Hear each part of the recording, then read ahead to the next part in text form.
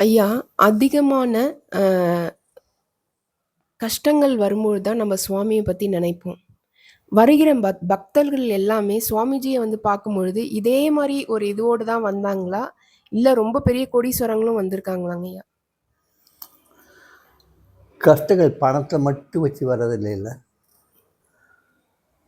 பணத்துக்காக வர்றவங்களும் வந்தாங்க. மற்ற மன கஷ்டங்கள் நிறைய இருக்குல்ல. உறவு முறைகளில் கஷ்டங்கள், அன்றாட வாழ்க்கையில் நிறைய கஷ்டங்கள், நம்முடைய அகங்காரத்தினால் வரக்கூடிய கஷ்டங்கள், இப்படி பலதரப்பட்ட கஷ்டங்கள் இருக்குல்ல. பணக்காரங்களுக்கும் அந்த கஷ்டங்கள் வருதில்ல. அந்த கஷ்டங்களுக்கு மட்டும் தீர்வு காண்றதுக்காக சாமிகிட்ட வந்தவங்க அதிக பேர். ஆனால் ஒரு தேடுதலோடு வந்தவங்களும் இருந்தாங்க சாமிகிட்ட. அந்த தேடுதலோடு வந்தவங்க முழுக்க முழுக்க முழுக்க ஒரு ஆன்மீக ஒரு தாகத்தோடு வந்தாங்க. தெய்வம்னா என்ன, தெய்வீகம்னா என்ன, அதை அடையக்கூடிய வழிமுறைகள் என்ன, இப்படிலாம் கேள்வி கேட்டு வந்தவங்க நிறையா. அப்படி கேள்வி கூட கேட்காம தாகத்தோடு அவரை பார்க்க வந்தவங்க அதிகம். அந்த மாதிரி உள்ள பக்தர்கள் அவங்க தனக்குன்னு எதுவும் கேட்குறதே கிடையாது. அமைதியாக உட்காந்துருப்பாங்க. சுவாமி அவங்கக்கிட்ட ஏதோ 2 வார்த்தைகள் பரிமாறிக்குவாங்க. அதுக்கப்புறம் வந்து மௌனத்திலேயே அந்த சிக்ஷை கிடைக்கும் அவங்களுக்கு. மௌனத்திலேயே அவங்களுக்கு அந்த உபதேசங்கள் கிடைக்கும். அவங்க என்ன கேள்வி மனசில் கேட்டு வந்தாங்களோ அந்த கேள்விக்கு விடையும் அவங்களுக்கு தெரியும்.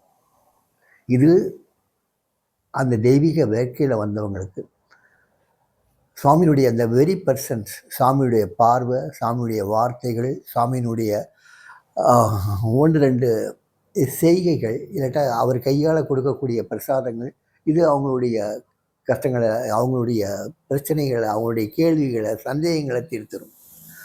இது இல்லாமல் மானுட வாழ்க்கையில் வரக்கூடிய பிரச்சனைகளை தீர்க்கிறதுக்காக வந்தவங்களுக்கு சுவாமியை கொஞ்சம் அதிக நேரம் ஸ்பெண்ட் பண்ணுவார். அதிக நேரம் ஏன் ஸ்பெண்ட் பண்ணுவார்னா, அவங்க அந்த ஒரு மாய வலையில் பின்னி இருப்பாங்க. வலையிலேருந்து அவங்கள வெளியே கொண்டு வர்றதுக்கே அவங்களுக்கு நிறைய காலம் ஆகும். சில பேருக்கு வருடக்கணக்காக கூட ஆகும். அவங்க ஆனால் வந்துக்கிட்டே இருப்பாங்க. சுவாமிகிட்ட வந்துகிட்டு இருப்பாங்க. சுவாமிகிட்ட ஏதோ ஒரு காந்த சக்தி இருக்குது. அதனால் சுவாமிகிட்ட அவங்க அடிக்கடி வருவாங்க. வந்து ஒவ்வொரு பிரச்சனையும் சாமிகிட்ட சொல்லுவாங்க. இது நடந்தது, அது நடந்தது, இது நடந்தது, அது நடந்ததுன்னு. சுவாமி எல்லாத்தையும் பொறுமையாக கேட்பார். அவர் கேட்கறதுனாலேயே பாதி பிரச்சனைகள் அவர் தீர்ந்து போகும். அப்புறம் ஏதோ ஒரு வகையில் ஒரு வித்தியாசமான முறையில் ஒரு சூழ்நிலை அவங்க வாழ்க்கையில் ஏற்படும். அந்த சூழ்நிலைக்கு தகுந்தபடி அந்த பிரச்சனைகள்லாம் மறந்துடும். அந்த பிரச்சனைகள் மறக்கும்போது சுவாமி அவங்க உள்ளத்துக்குள்ள நாம ரூபமாக உள்ள போயிடுவார். அவங்க வந்த நாளில் இருந்து சுவாமி எல்லாரையும் நாமம் பாட சொல்கிறது. அந்த நாமம் பாட பாட பாட அந்த நாமம் அவங்கள அறியாமல் உள்ளே போய் உட்காந்துக்கும். இவங்களுடைய அந்த கஷ்டங்கள், அவங்களுடைய இந்த பிரச்சனைகள் தீர்ந்த பிறகு அந்த நாமம் வந்து வெளிப்பட ஆரம்பிக்கும். அந்த நாமம் வந்து அவங்களுக்கு ஒரு விதமான ஞானத்தை கொடுக்கும். அந்த ஞானத்தை கொடுத்ததுக்கப்புறம் அவங்களுக்கு இந்த கஷ்டங்கள் எல்லாம் ஒரு பொருட்டாகவே தெரியாது. சாமிகிட்ட போனால் கஷ்டங்கள் எல்லாம் போயிடும்னு சொல்கிறது உண்மை. ஆனால் எப்போ போகுங்கிறது நமக்கு தெரியாது. நம்முடைய அந்த கர்மவினைகள் எந்த அளவுக்கு இருக்குங்கிறது தெரியாது. அந்த கர்மவினைகள் வந்து கொஞ்சம் காலம் ஆகும்னா அந்த கொஞ்சம் காலத்துக்கு அந்த நாமம் உள்ளே இருக்கும். அந்த நாமம் வந்து அது வெளிப்பட ஆரம்பிக்கும் போது உங்கள் கஷ்டங்கள் எல்லாம், நீங்கள் கஷ்டங்கள்னு எதை கருதுனீங்களோ அந்த கஷ்டங்கள் எல்லாம் போயிடும். அதுக்கப்புறம் உங்களுக்கும் அந்த தேடுதல் வரும். அந்த உண்மையான ஒரு பக்தி சாமி மேலே ஏற்படும்.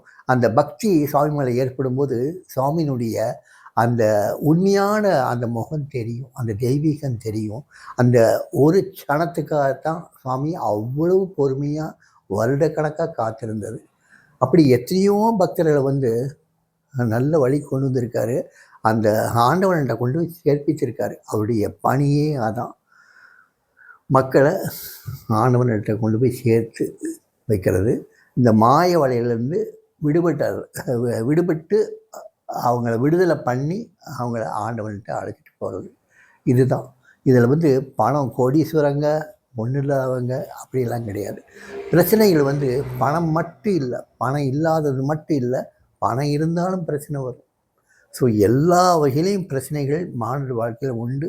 அது மாய வலை. அந்த வலையிலேருந்து அவங்கள கொஞ்சம் கொஞ்சமாக மீட்டு பகவான்கிட்ட ஆண்டவன்கிட்ட போய் சேர்ப்பிக்கிறது தான் சுவாமியுடைய பணி. அதை சுவாமி பண்ணாங்க.